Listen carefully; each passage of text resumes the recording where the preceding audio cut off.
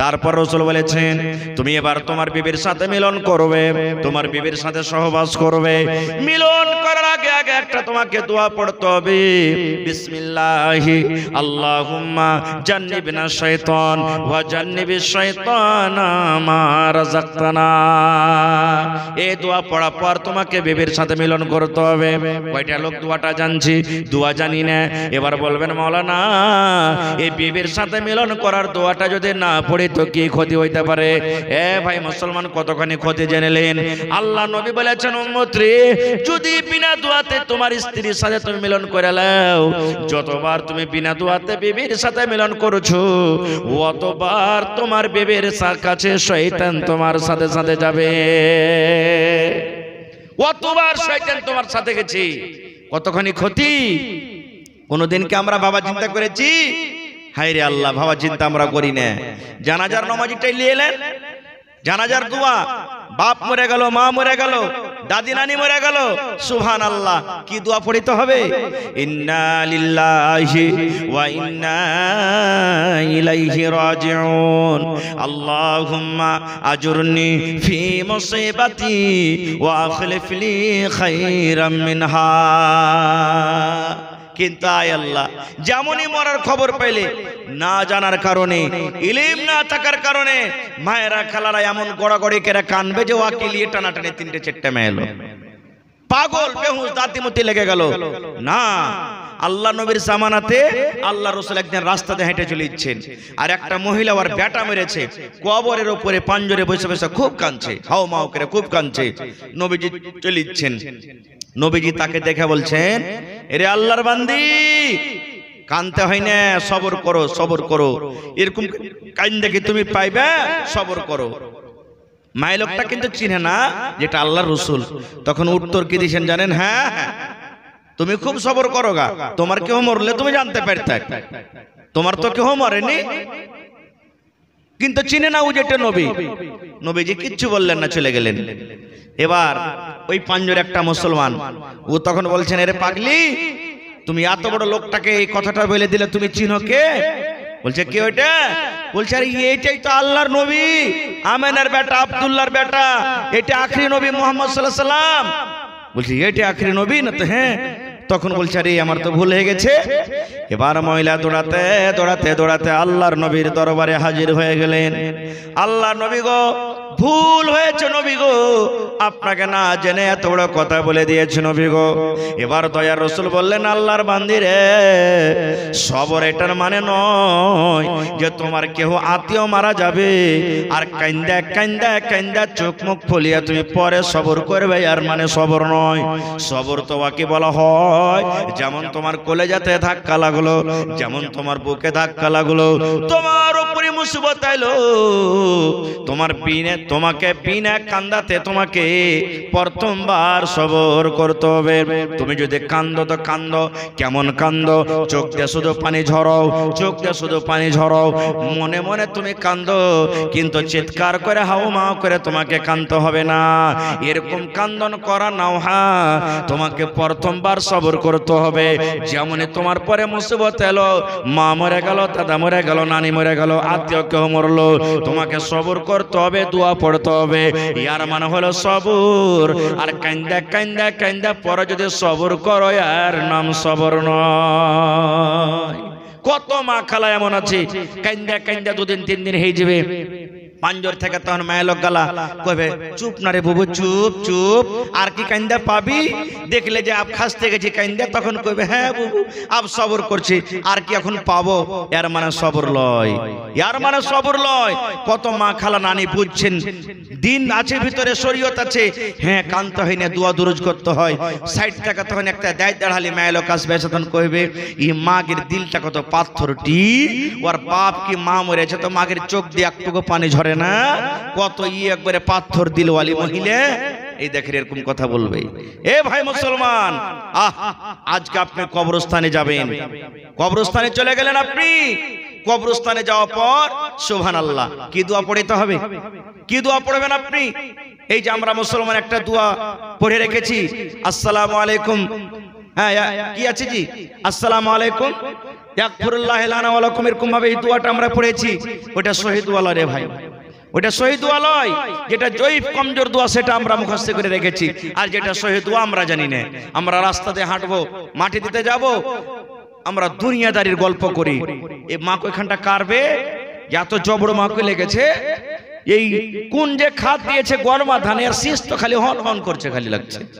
এই দেখেন আল্লাহর নবীর জামাই হযরত ওসমান রাদিয়াল্লাহু তাআলা আনহু, ওরে আল্লাহ এমন জামাই দুনিয়াতে যাকে জান্নাতের সার্টিফিকেট দেওয়া হয়েছে, দুনিয়াতে খুশখবরি দেওয়া হয়েছে, ওসমান তুমি জান্নাতে যাইবা। ওই ওসমান রাদিয়াল্লাহু তাআলা আনহু যখন কোন কবরকে দেখতেন, কোন কবরের পাঞ্জরে যাইতেন, ওরে আল্লাহ কবরকে দেখে কাঁদতে কাঁদতে কাঁদতে কাঁদতে চোখ দিয়ে পানি ঝরতো, এত পানি ঝরতো, পানি ঝরে ঝরে সমস্ত দাড়ি ভিজে মাটিতে পর্যন্ত পড়তো। এত কাঁদতেন, চোখের পানিতে দাড়ি ভিজে টস টস করে জমিনে পড়তো। একজন সাহাবী বলছেন, উসমান একটা কথা বলবো। বলছে কি? বলছে তোমার সামনে আল্লাহ নবী জাহান্নামের বয়ান করেন, জাহান্নামের এরকম আযাব ওরকম আযাব আছে, কিন্তু জাহান্নামের কথা শুনে তুমি কাঁদো না, কবরকে দেখে এত কাঁদছো, কারণটা কি?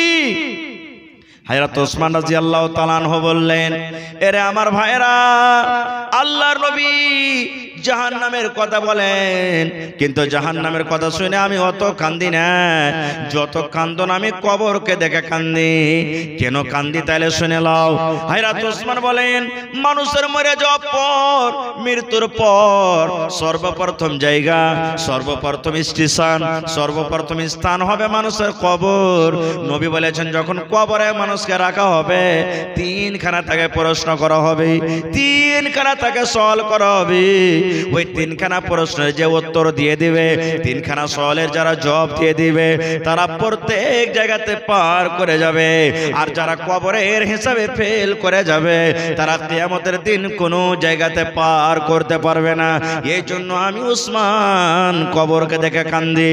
আর নবীজি কবর থেকে বাঁচার জন্য, কবরের আযাব থেকে বাঁচার জন্য একটা নবী দোয়া শিখালছেন। নবী বলেছেন, উম্মত রে তোমরা প্রত্যেক নমাজে নমাজে নমাজে তোমরা দোয়াটা পড়ো।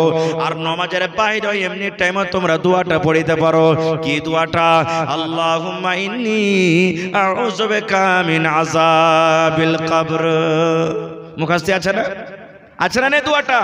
আল্লাহুম্মা ইন্নী আউযু বিকা মিন আযাবিল কবরে, আল্লাহুম্মা ইন্নী আউযু বিকা মিন আযাবিল কবরে। এই দোয়াটার মানে আল্লাহ যেদিন আমি মরে যাব, যেদিন মালাকুল মউত এসে আমার জান কবজ করবে, লোকেরা আমাকে কবরের ভিতরে রেখে দিবেন। আল্লাহ ওই কবরের ভিতরে, আল্লাহ কবরের আযাব থেকে তুমি আমাকে বাঁচিয়ে লিও। কয়টা লোক পড়ছি রে ভাই? কয়টা লোক পড়ছি? যে ভাই নমাজ পড়ে ওরাই হয়তো যদি জানে তাহলে নমাজের সময়তে পড়ে নিলে তা সহজে বসে বসে, আর না জানে তো থাকলো হাহালাদ্রি হাহালাদ্রি, আমরা থেকে গেলাম। কিন্তু ভাই আলহামদুলিল্লাহ আপনাদের গ্রামে শুনলাম ৩-৪টা মাদ্রাসা, আর ভালো ভালো মুলবি রেখেছেন। এখনকার ছেলে মেয়েরা আগের থেকে এখন ভালো জ্ঞানী, পড়ালেখা আলহামদুলিল্লাহ ঘরে ঘরে এসেছে। আর জেনে রাখেন ভাই, মুসলমান একটা কথা আরো জেনে রাখেন, মুসলমানের মধ্যে মেলায় লোক বলে বেটিরাকে পড়িয়ে কোনো লাভ নাই, বেটিরাকে পড়িয়ে কি করব, এরা তো বিয়া শাদী হ্যাঁ পর ঘরে হিজবে, গোবর তুলবে, ছাই তুলবে, ঘোঁটা গড়াইবে, এরাকে পড়িয়ে কি লাভ আছে? না, এটা ভুল কথা, এটা ভুল কথা। বেটা ছেলেকে আপনি পড়াইলেন, একটা লোককে পড়াইলেন আপনি, বেটা ছেলেকে পড়াইলেন, একটা লোককে আপনি পড়াইলেন। আর একটা বেটিকে যদি পড়ান, একটা পরিবারকে আপনি পড়িয়ে দিলেন। একটা বেটা ছেলেকে পড়া মানে একটা ছেলেকে পড়াইলেন, আর একটা বেটিকে পড়া মানে একটা পরিবারকে আপনি পড়িয়ে নিলেন। কেমন করে? বেটাকে আপনি পড়িয়ে দিবেন, বেটা ইঞ্জিনিয়ার হয়ে গেল, মাওলানা হয়ে গেল, মৌলভী হয়ে গেল, হাফেজ কারি হয়ে গেল, ডাক্তার হয়ে গেল, বেটা নিজের কামে কাজে চলে গেল। কিন্তু বেটিকে আপনি পড়ালেন, বেটিকে আপনি হাফেজা করলেন, বেটিকে আপনি ডাক্তার করলেন, মাস্টার করলেন, ওই বেটি আপনার বাড়িতে থাকবে। ওরে আল্লাহ, তার পেট থেকে যতটি সন্তান হবে, তার পেট থেকে যতটি সন্তান জন্ম নিবে, ওই ছেলেটার জন্য সে শিক্ষক হয়ে যাবে, ওই ছেলেগুলার জন্য মাদ্রাসা হয়ে গেল, ওই মাটা ছেলেগুলোর জন্য স্কুল হয়ে গেল, ওই মা ছেলের জন্য সুন্দর একটা শিক্ষিতা হয়ে গেল। বলবেন কেমন করে? বাপ তো ছেলের পাঞ্জরে প্রত্যেক সময় থাকে না, সব সময় থাকে না। এবার ছেলে যদি পশ্চিম দিকে মুখ করে যদি পেশাব পায়খানা করে, মা যদি পড়ালেখা হয়, মা বলবে বেটারে, এরে আব্দুল্লাহ, এ হালেমা জায়েদা, আল্লাহ নবীর হাদিস আছে রে বেটা, তুমি খবরদার খবরদার পশ্চিম দিকে মুখ করে তুমি পায়খানা করিও না, পূর্ব দিকে মুখ করে তুমি পায়খানা করিও না, পশ্চিম দিকে মুখ করে তুমি ছোপ ফেলিও না, পূর্ব দিকে মুখ করে তুমি ছোপটা ফেলো, উত্তর দক্ষিণে মুখ করে তুমি থুথু করো, খবরদার পশ্চিম দিকে মুখ করে তুমি ছোপ ফেলিও না। এটা মশলা আমরা জানছিলাম না নাকি, যে পেশাব পায়খানা নাই হয়তো শুনেছি, কিন্তু ছোপ ফেলতো কি মানা আছে? জি।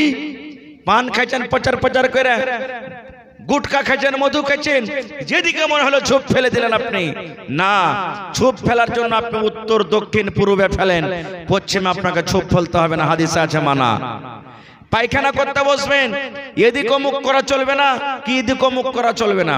কয়টা লোক মানছি আমরা? কয়টা লোক মানছি? হায় রে আল্লাহ, আজ থেকে মোটামুটি 15-20 বছর আগে যারা বুড়া মায়ের লোক, বয়স্ক মানুষ, ছেলে পেলাকে পেশাব পায়খানা করার আর কি একটা স্পেশাল দোয়া ছিল আলাদা। কি দোয়া জানেন? ছেলেটা যত বিছানে মুইতা না দেয়, যখন মুততে উঠাইতো রাইতে, তখন কইতো পড়রি পড় পড়, কি এক বাত্তা, দু বাত্তা, তিন বাত্তা, ঘর সত্তা বাহির মত্তা। শেখাতো না এটা? এক বাত্তা, দু বাত্তা, তিন বাত্তা, ঘর সত্তা বাহির মত্তা, এটা দোয়া। আচ্ছা, এতটি মৌলানা বসে আছেন, কোন হাদিসে কি এটা দোয়া আছে রে ভাই? আছে, শুনেছেন? সুবহানাল্লাহ। এই মুসলমান, ওই মা যদি পড়া হতো, মা এক বাত্তা দু বাত্তা শেখাতক না, মা বলতো বেটারে, আল্লাহর নবীর হাদিস আছে, নবী বলেছেন যখন তুমি পেশাব পায়খানা করতে বসবে, তখন এই দোয়া তোমাকে পড়তে হবে, বিসমিল্লাহি আল্লাহুম্মা ইন্নী আউযু বিকা মিনাল খুবুসি ওয়াল খাবাইস। এটা দোয়া পড়তে হবে, এক বাত্তা দু বাত্তা পড়তে হবে না। খুব দেখলেন মাকে পড়ার কতখানি গুণ হলো। ছেলেটা বাড়িতে আছে, ওরে আল্লাহ, মা যদি বাঁ হাতে খায়, মার সামনে যদি ছেলেটা বাঁ হাতে খায়, মা যদি পড়ালেখা হয়, মা পট করে বলবে বেটারে না না না না, বাঁ হাতে খাইতে হবে না, আল্লাহর নবীর হাদিস আছে বেটারে, নবী বলেছেন বাম হাতে হলো শয়তানের খাওয়া, শয়তান বাম হাতে খায়, ডাহিন হাতে খা আর বিসমিল্লাহ বলে খা। দেখবেন কত ভাই চা খাবে, চায়ের দোকানে বসে দেখবেন গল্প করছে আর বাঁ হাতে চা খেয়েছে।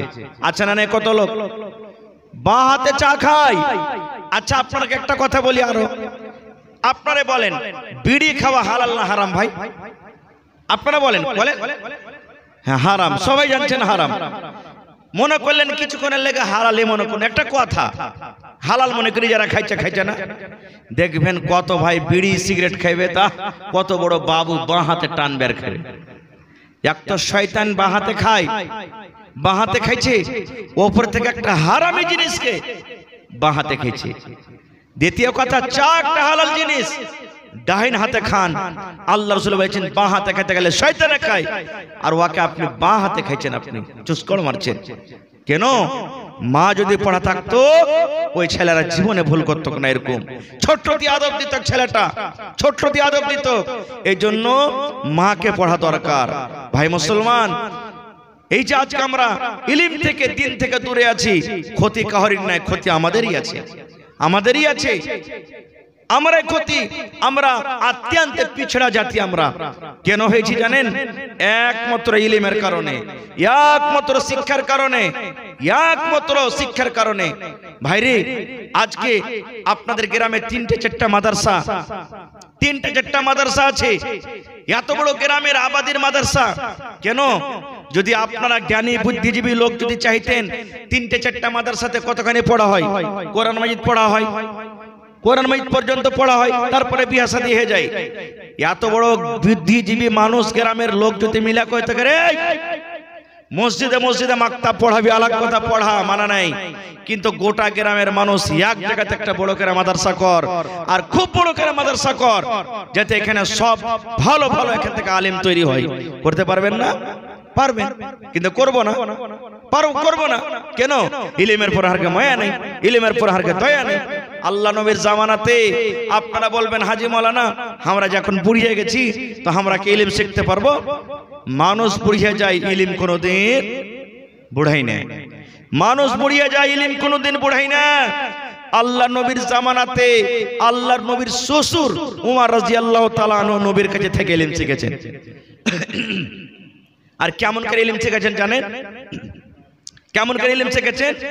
উমর ফারুক একদিন নবীজির শ্বশুর একটা আনসারী সাহাবীকে ডাক দিয়ে বলছেন, ভাইরে তুমিও তো গরিব মানুষ, আমিও গরিব মানুষ, তুমিও খাইবে খাইবে তাহলে খাইতে পাইবে, আমিও খাটতে যাব যে বাড়তে চুলা জ্বলবে, ভাই একটা বুদ্ধি করো। বলছে কি রে ভাই? বলছে যে আমরা পালি বানিয়ে লাও নবীর কাছে পড়ার জন্য। বলছে কেমন পালি? বলছে একদিন আমি কাজে চলে যাব আর মজুরি যা পাবো আধেকটি আমি বাড়িতে রাখবো, আধেকটি তোমাকে দিয়ে দেবো, তোমার বাড়ি চলবে। আর নবীর পাঞ্জরে তুমি থাকবে, নবীর পাঞ্জরে থাইকে সারাদিন ইলম যা শিখবে এর সারের টাইমে তুমি আমাকে শিখিয়ে দিও। তারপরের দিন আমি খাটতে চলে যাব, তুমি নবীর পাঞ্জরে থাকবে, আমি খাইটা যা পাবো হাফ তোমাকে দিয়ে দেবো, হাফ আমাকে দিব, আমার বাড়িতে থাকবে, আর তুমি যা শিখবে আমাকে ওইটা শিখিয়ে দিবে। এরকম ভাবে ভাই উলাপালিকের ইলম শিখো নবীর দরবারে।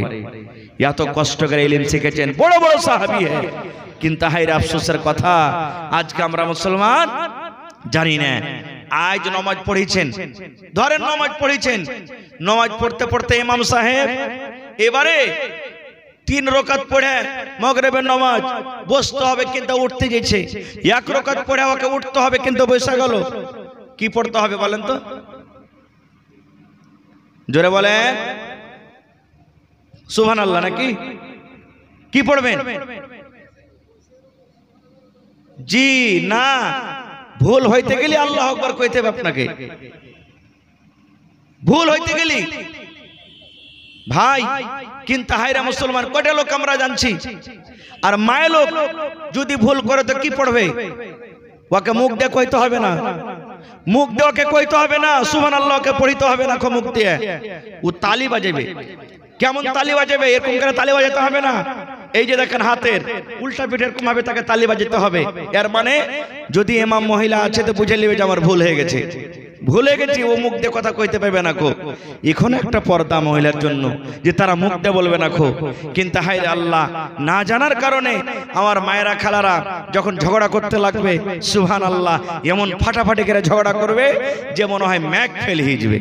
এরকম লড়াই ঝগড়া করতে লাগবে, যায় না যায় শরীয়ত কিচ্ছু বুঝবে না তারা, এত উল্টা পাল্টি করে কাইল ফজ্জত করবে না জানার কারণে, শরীয়ত জানে না, ইলম নাই তার কারণে।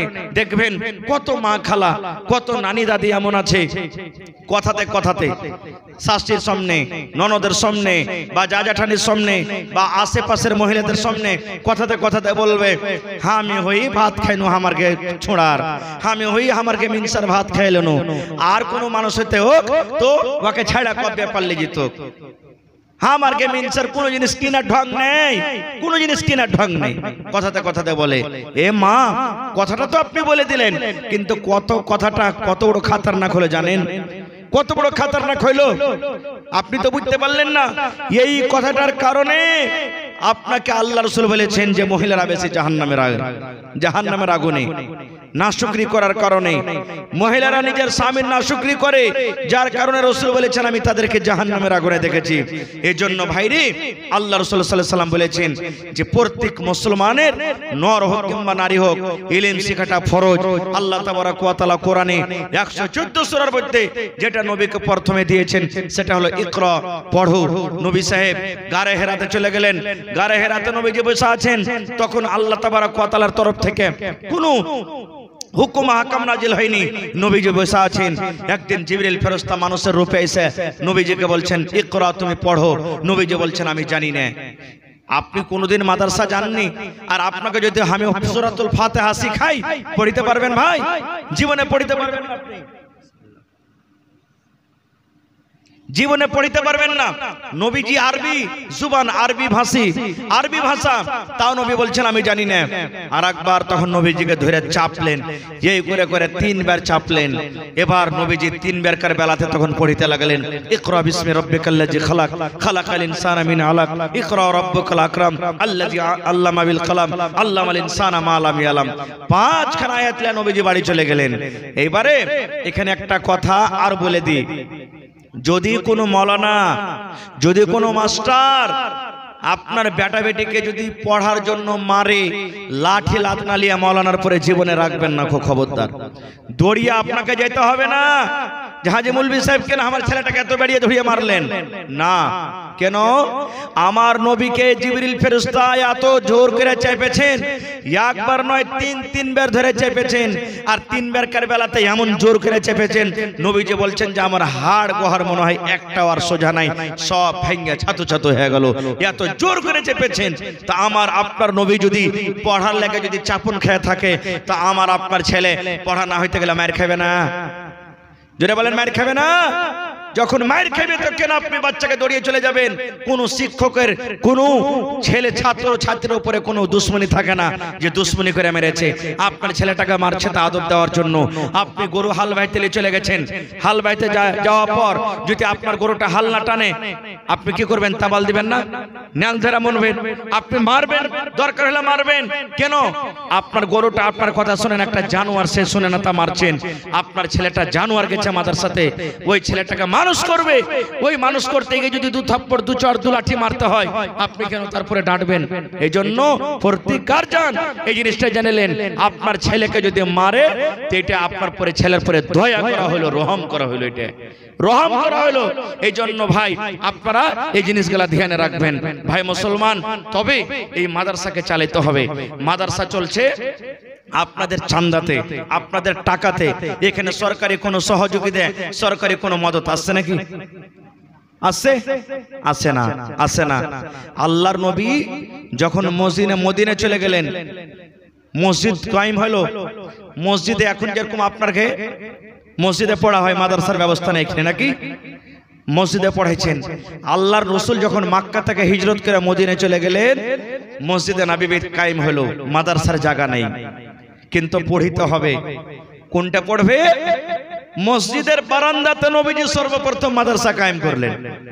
আল্লাহর রসুল মদিনাতে মসজিদে নববীর বারান্দাতে মাদ্রাসা কায়েম করলেন। আর বড় বড় ছাত্ররা, হযরত আবু হুরায়রা রাদিয়াল্লাহু তাআলা আনহুর মতন ছাত্র এসে ইলম শিখতে লাগলেন। আস্তে আস্তে আস্তে আস্তে টাকা হলো, পয়সা হলো, আস্তে আস্তে জায়গা কিনা হলো। আজকে সেই জায়গাটা দেখেন ওই মসজিদের বারান্দা থেকে শুরু হয়েছে, আর আজকে তার নাম মাদিনা ইউনিভার্সিটি হয়েছে, যেখান থেকে পড়ে বড় বড় মাদানী হয়ে আসছে লোকেরা। আমি শুনলাম যে আলহামদুলিল্লাহ আপনাদের গ্রামের লোক আপনারা মিলে মাদ্রাসার জন্য একটা জমিন কিনেছেন। সেই জমিনের কিছু কাজ কাম বাকি আছে, হয়তো জমিন রেজিস্ট্রি করতে হবে, জমিনে মাটি ভরতে হবে। ভাইরে, এটা খুব বড় কুরবানি রে ভাই। আপনি মইরে কবরে চলে যাবেন, মাদ্রাসা খানটা যদি কায়েম করে থুয়ে যান, আপনি মইরে কবরে চলে যাবেন, কিয়ামত তক আপনার কবরে নেকে যেতে থাকবে। এটা সাদকায়ে জারিয়া। সাদকায়ে জারিয়া মানে কি? আপনার নেকি জারি হয়ে গেল। মরে গেলেন, কবরে চলে গেলেন, আপনার নেকি জারি হয়ে গেল, যেটা জীবনে কোনোদিন বন্ধ হবে না। মাদ্রাসা যদি পরে বন হয়েও যায়, আপনার নেকি কিন্তু কবরে যাওয়া বন হবে না, এটা জেনেলেন। এটা হলো সাদকায়ে জারিয়া। এত বড় নেকির কাম করছেন, আর একটা সুন্নাতের পরে আপনি আমল করছেন, সুন্নাতের পরে একটা আমল করছেন যে আমরা জীবনে কি করেছি না করেছি, হয়তো আমাদের মা বাবার অত শক্তি হয়নি, আমাদের জন্য মাদ্রাসার ব্যবস্থা করেনি, কিন্তু আমরা আমাদের ছেলে মেয়ের জন্য, পোতাপুতিনের জন্য মাদ্রাসা করে যাব, জমিন করে যাব, ঘর বানিয়ে যাব। এই জন্য আপনারা জালসা কায়েম করেছেন ভাই। এটা খুব বড় কুরবানি, এটা খুব বড় আপনাদের সাদকায়ে জারিয়া। তাহলে সেই মাদ্রাসা করতে গেলে মাদ্রাসাতে খরচ আছে ভাই, বিনা খরচে কিচ্ছু হয় না। আজকে আমরা এখানে জমিন কিনছি, কত কষ্ট করতে হয়, বাড়ি বানাচ্ছি কত কষ্ট করতে হয়, তো যেই মাদ্রাসা আপনারা কায়েম করবেন তাতে কষ্ট করতে হবে। তো ভাইরে, আমি জানি না আপনাদের গ্রামে কে কতটি দান দিতে পারবেন বা দিয়েছেন, দিবেন আল্লাহ জানে, কিন্তু আজকে মজলিসের মধ্যে দেখি কোন এমন একটা লোক আছেন যে জমিন রেজিস্ট্রি হয়নি। একটা লোক কেউ খাড়িয়া বলতে পারবেন মাওলানা মাদ্রাসার জমিনের রেজিস্ট্রিতে যতটি টাকা লাগবে আমি একলাই দিয়ে দেবো? দেখি কেউ আছেন কোন আল্লাহর বান্দা?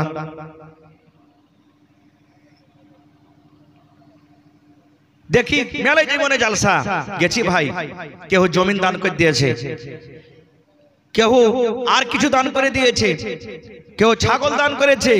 এই যে কাঁসার বর্তন গুলা দেখছেন, কত কাঁসা, গলার হার, মায়েরা খালারা, কানের নাকের বালি, আংটি। এই কদিন হলো ঝাড়খণ্ড গেছিলাম জালসা করতে, সুবহানাল্লাহ। এই গত 20 তারিখে, ওরে আল্লাহ কি আপনাকে বলবো ভাই, নাকের কানের বালি, পায়াল, আংটি যা ছিল সব খিলে খিলে মহিলারা দান করে দিয়েছে। দেখি আজকে জালসাতে কোনো মা, খালা, দাদি, নানি এমন আছেন কাঁসার বর্তন গালা যে বাড়তে রেখেছে বাক্সতে ভরে, কোনো কাজের আসে না, এরা ইস্তেমাল করে না, ব্যবহার করে না। মাকে বলবো একটা খুব বড় সাদকায়ে জারিয়া, বড় কুরবানি, যেখানে একটা মানুষকে, যেখানে একটা মানুষকে মানুষ করা হবে। আপনার ছেলে পিলে প্রথমে একবারই ডাক্তার বনে যায় না, মাস্টার বনে যায় না, প্রথমে আপনার গা থেকে তালিম শুরু হয়। আপনার গায়ে আলিফ বা তা সা ABC ক খ গ পড়বে, তারপরে তখন বাইরে যায় বড় মানুষ হয়, বাইরে যা কামিয়াব হবে। তো জায়গাটার জন্য কেউ আছেন একটা লোক, একটা গরু গলা দান করতে পারবেন, একটা ছাগল গলা কেউ দান করতে পারবেন, একটা জমিন দান করতে পারবেন? মাদ্রাসার আশেপাশে জমিন যেখানে আপনারা করেছেন থাকলে সাটিয়ে দিবে, না থাকলে কোনো মাঠে ঘাটে কোনো জায়গাতে আছে, মাওলানা 1 ডিসমিল 1 কাঠা জমিন আমি বিক্রি করে যা টাকা হবে আমি দিয়ে দেবো মাদ্রাসাতে। কেউ আছেন আল্লাহর বান্দা রেজিস্ট্রি করতে? কেউ যদি থাকেন ওরকম আল্লাহর বান্দা, একাই যা টাকা হবে আমি দিয়ে দেবো। মাটি ভরতে হবে, মোটামুটি কয় গাড়ি মাটি লাগবে? 100 টেলার, মোটামুটি 100 টেলারই মনে করেন। আজকে যতটি লোক বসে আছেন, এক গাড়ি মাটি ভরতে কম করে 500 টাকা, নাকি 500 টাকা নিচে মাটি পাওয়া যায় না। দেখি 100টা যুবক, 100টা নওজওয়ান খাড়িয়ে জানতো মাওলানা এক গাড়ি করে মাটি ভরার দাম আমি দিব। কেউ 2 গাড়ি দিব, কেউ 3 গাড়ি দিব, কেউ 5 গাড়ি দিব, কেউ 10 গাড়ি দিব। দেখি কোন আল্লাহর বান্দা আছেন? প্রথমে বিসমিল্লাহ করেন তো মাওলানা। মা বাপ দাদু দাদি নানা নানি চলে গেছেন, 10 গাড়ি মাটি ভরার দাম যা হবে 5000 টাকা আমি দিয়ে দেবো। 5 গাড়ির দাম দিয়ে দেবো, 2 গাড়ির দাম দিয়ে দেবো, 1 গাড়ি মাটি ভরার দাম 500 টাকা দেব। আমি গরিব মানুষ, খাচ্ছে খাজে, কিন্তু 1 গাড়ির দাম আমি দিব আজকে আমি মাদ্রাসার জন্য, আজকে জালসাতে। দেখি আসেন তো ভাই, দেখি কোন আল্লাহর বান্দা আছেন? মায়েরা খালারাকে বলবো, এ মা আপনারা খুব দানি ঘরের বেটি, আপনারা আসেন আর নিজের নিজের কম করে 1 গাড়ি কেরা মাটি ভরার দাম দিয়ে যান। 100 টেলার মাটির আবদার করেছি। যতটি লোক এই গ্রামে আছেন সব দিনই রামপুরের মানুষ দান করতে ভালো। আমি চিলমারি মাদ্রাসায় যখন পড়াই এসেছি তখন থেকেও দেখেছি যারা দান করতে খুব ভালো, দানে খুব আগে, গরিব হইতে গেল দানে খুব আগে, দিলেরকে খুব বড়। এই দেখেন সুবহানাল্লাহ, 100 গাড়ির মধ্যে 3 গাড়ি ভাই হাজির হয়ে গেছে। কিন্তু একটু জোরে বলেন নারে তাকবীর। 3 গাড়ি হাজির হয়ে গেছে। ইনশাআল্লাহ 100 গাড়ির আবদার করেছি। আল্লাহর কাছে দোয়া করছি, আল্লাহ কোরআনে বলেন লা তাকনাতু মির রাহমাতিল্লাহ, আমার রহমত থেকে খবরদার নিরাশ হয়েও না। আশা করছি আপনারা 100 গাড়ি মাটির দাম আজকে জালসাতে দিয়ে দিবেন। যদি না এনে থাকেন, কেউ বাড়ি থেকে নিয়ে এসেন, পকেটে না আছে, 2 দিন 1 দিন পর দিয়ে দিবেন। কিন্তু ভাই কেউ আল্লাহর রাস্তায় বাকি থাকবেন না।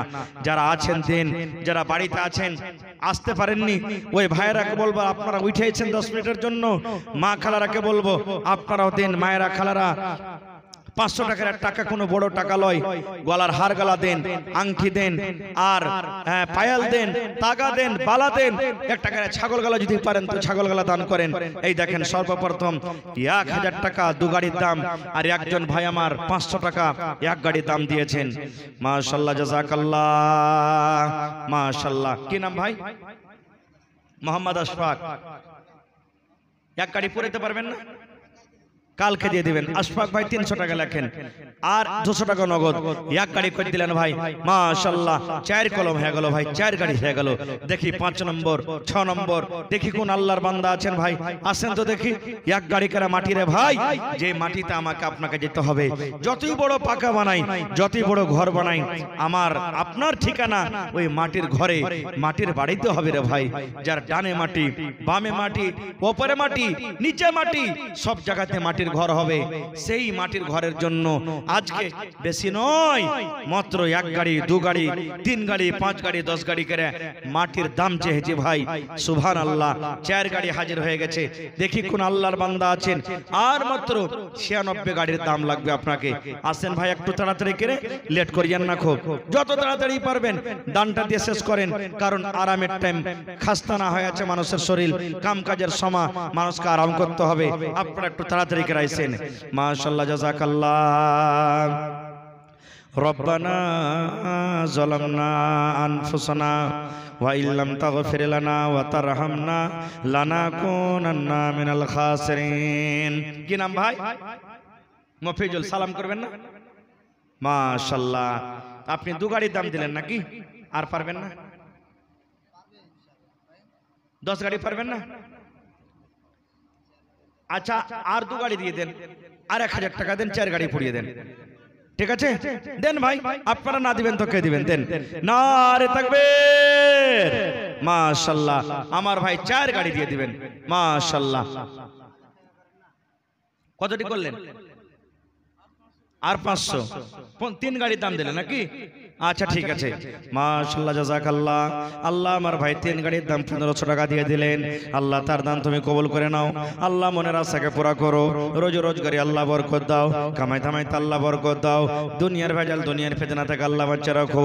যতদিন দুনিয়াতে বাঁচাবে ঈমানের হালাতে রাখো, নেককার করে রাখো, দিনদার করে রাখো। আল্লাহ আত্মীয় স্বজন যারা কবরে চলে গেছেন, তারকে কবরে জান্নাতের বিছানা দিয়ে দাও। আল্লাহ তারকে কবরকে নূর দিয়ে মনোমর করে দাও। আল্লাহ তার খাটাতে বরকত দাও, রোজিতে বরকত দাও। আমিন। কি নাম ভাই? নাজমুল। তুমি দিলে? আইসো সালাম করো। মাশাআল্লাহ। আর 1 গাড়ি হবে না ভাই? 2 গাড়ি করো। নওজওয়ান মানুষ, জীবনে কি আছে ভাই? এটাই জমা থাকবে ভাই রে, এটাই জমা থাকবে। আহা হা দেখেন, বাপ কা বেটা सरस का घोड़ा कुछ नहीं तो थोड़ा थोड़ा। আর 1 গাড়ি মাত্র, আর 1 ঘন্টা হয়ে যাবে ইনশাআল্লাহ নাকি? নারে তাকবীর। লেখেন দিয়ে দিবে। দেখেন কি নামটা বললেন? নাজমুল হক। 2 গাড়ির দাম দিয়ে দিলেন। মাশাআল্লাহ। তো ভাই 7 আর 2 9 গাড়ি হয়ে গেল ভাই। মাশাআল্লাহ জাযাকাল্লাহ। আল্লাহ নাজমুল হক সাহেব 2 গাড়ি আল্লাহ মাটির দাম দিলেন। আব্বা কবরে চলে গেছেন। হায় রে আব্বা জান, মাটির ঘরে শুতে আছেন। আল্লাহ দুনিয়ার খবর পাওয়া যায়, কিন্তু কবরের খবর পাওয়া যায় না। আল্লাহ আব্বার কবরে তুমি জান্নাতের বিছানা দিয়ে দাও। মাশাআল্লাহ। এই দেখেন 1000 দিলেন। কি নাম? মাশাআল্লাহ। সালাম করেন। জি। তো মা কই লাগাননি নাকি? আপনাকে গায়ে মা কই লাগাই না কেউ? জি। তো আপনার নাম কি? মোহাম্মদ আলাউদ্দিন। মাশাআল্লাহ। তো আচ্ছা মন্ডল জি নাকি? তো 1000 দিলেন আর 1000। তো 10 গাড়ির দাম দেন না কমসে কম আপনি। স্থিতি খারাপ, পরে দিয়ে দিবেন। আচ্ছা 1000 দিয়ে দেন, 3000 করে দেন কমসে কম। ঠিক আছে? নারে তাকবীর। মাশাআল্লাহ। 6 গাড়ির দাম দিয়ে দিলেন আমার মন্ডল জি আলাউদ্দিন সাহেব। মাশাআল্লাহ। 1000 নগদ, 2000 টাকা পরে দিয়ে দিবেন। আল্লাহ 3000 নয় 3 লক্ষ টাকা মনে করে তুমি কবুল করে নাও। মনের আশাকে আল্লাহ পুরা করে দাও। রোজি রোজগারে আল্লাহ বরকত দাও, কামাই ধামাইতে আল্লাহ বরকত দাও। আয় আল্লাহ মুসিবত বালাকে দূর করে দাও। হাতে টাকাতে পয়সাতে আল্লাহ বরকত দাও। রব্বুল আলামিন আত্মীয় স্বজন যারা কবরে চলে গেছেন, তারকে কবরে জান্নাতের বিছানা দিয়ে দাও। রব্বানা তাকাব্বাল মিন্না ইন্নাকা আনতাস সামিউল আলিম। আমিন। মা খালারা কি ব্যাপার? সব শুনতে গেছেন কি? ওর কাছে দান আছে না এখানে একটাও? হায় আল্লাহ। মা খালারা তো দানে খুব আগে থাকে। মায়েরা খালারা আপনারা দান দেন। এই কাঁসার থালি, কাঁসার বদনা কিন্তু এসেছে, গিলাস এসেছে কয়েকটা। আইছেন আপনারা দিয়ে পাঠান তাড়াতাড়ি করে দান গেলা। আসেন ভাই, লেট করিয়েন না আপনারা, তাড়াতাড়ি করে আসে দিয়ে দেন দানটাকে। আসেন, এটাই জমা থাকবে ভাই। প্রত্যেকদিন আমরা মুসলমান 100 250 করে চায়ে নাস্তাতে পান পুড়িয়ে এদিক ওদিকে আমরা শেষ করে দিই, যার কোনো হিসাব থাকে না। ভাইরে, এটাই হলো আসল, এটাই হলো কিয়ামতের দিন পাবেন। দুনিয়াতে আল্লাহ বদলা দিবে। আল্লাহ তাআলা কোরআনে বলেন, আমার রাহে যে 1 টাকা দান করে, আমি আল্লাহ তাআলা তার দানটাকে বাড়াইতে থাকি, বাড়াইতে বাড়াইতে বাড়াইতে 1 টাকার বদলাতে 700 কিংবা তার থেকেও আমি বেশি টাকা দান করি। সুবহানাল্লাহ। ছোট ছেলে আরো একটা মারা গেছে, আল্লাহরে মা জননী তার জন্য 100 টাকা দান করলেন। আল্লাহ ছেলের জন্য 1000 টাকা মনে করে আল্লাহ কবুল করে নাও। আল্লাহ ছেলের কবরে জান্নাতের বিছানা দিয়ে দাও। আল্লাহ যেদিন কিয়ামত কায়েম হবে, হাসরের ময়দান হবে, আল্লাহ ওই কিয়ামতের দিন তোমার আরশের তলাতে জায়গা দান করিও। রব্বানা তাকাব্বাল মিন্না ইন্নাকা আনতাস সামিউল আলিম। আমিন সুম্মা আমিন। মাটির বাড়ি, মাটির ঘর, মাটির হবে বিছানা, এসেছো একা যাবে একা, সঙ্গে কেহ যাবে না।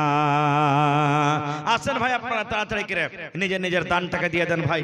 আসেন, রাত 11টা বেজে গেল ভাই, লেট করিয়েন না।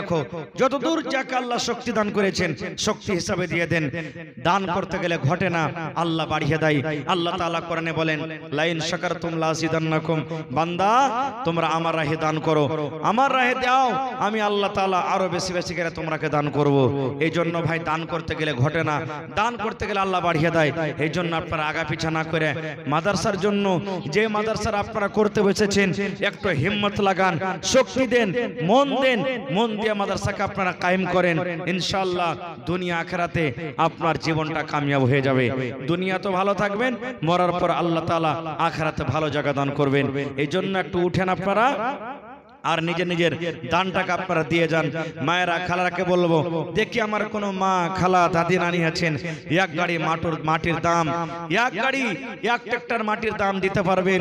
দেখি কেউ একটা আংটি, গলার হার, নাকের নাকমণি, কানের বালি, পার পায়াল, হাতের তাগা, এই সমস্ত গহনাগালা দান করতে পারবেন? আসেন তাড়াতাড়ি করে, লেট করিয়েন না। দেখি মায়েরা খালারাকে বলবো, এখানকার কোরআন মাজিদের দাম 200 100 300 এই করে করে দান করবেন আপনারা, লেট করবেন না। আসেন, দান আপনারা কি করতে হবে, লেট করে কোনো ফায়দা নাই। 10 থেকে 15 মিনিটের মধ্যে ভাই একটু মেহেরবানি করে আপনারা নিজের নিজের দানটাকে দিয়ে দেন। জি, তো আপনারা একটু আসেন, যেমন ডাক্তার কাউসার আলম, আব্দুল বাসির সাহেব, নাকি আরো এই ধরনের কত নাম ধরে ডাকবো, এখানে তো দান আসেনি, মোটি কয়েকটা কলমই এসেছে।